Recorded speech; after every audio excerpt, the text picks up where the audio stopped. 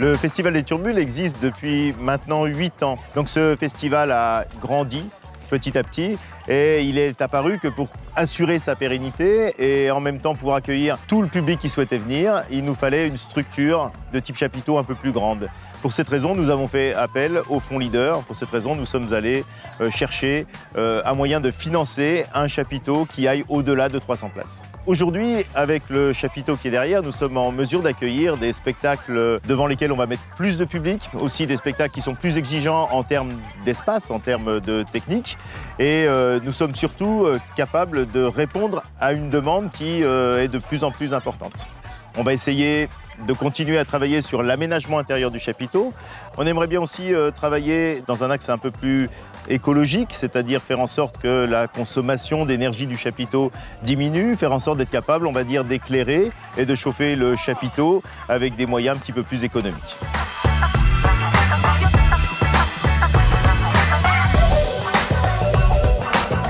Anne Loisir, c'est une association qui est composée de 45 bénévoles pour proposer aux gens des divertissements culturels, artistes, théâtre, festivals de musique, etc.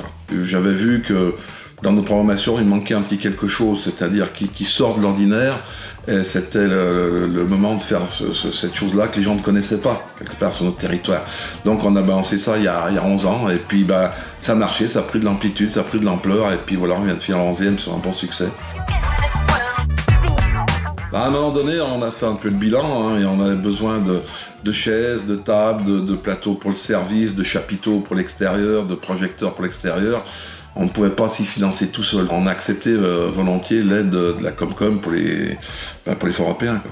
On a fait presque 400 dates en 25 ans pour un petit village qui à l'époque avait 1100 habitants. On a bien travaillé puisqu'on est toujours là avec des moyens très très limités, mais qu'on continuera en fonction de l'aspect financier et puis des bénévoles qui prennent de l'âge comme tout le monde.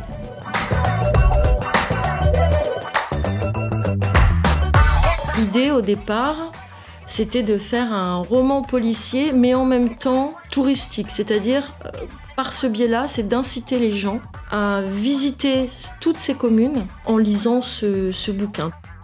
Le rôle des écoles, c'était de travailler sur la description du paysage et de mettre en avant les bâtiments, l'histoire de chaque village. On a eu très peu de temps pour écrire. Et ensuite, on a envoyé toutes nos descriptions. Et Guillaume a dû mettre l'histoire en utilisant toutes ces descriptions. Lors du salon 100% Polar, toutes les classes de toutes les communes étaient conviées au salon et on leur remettait à chaque gamin un exemplaire comme ça.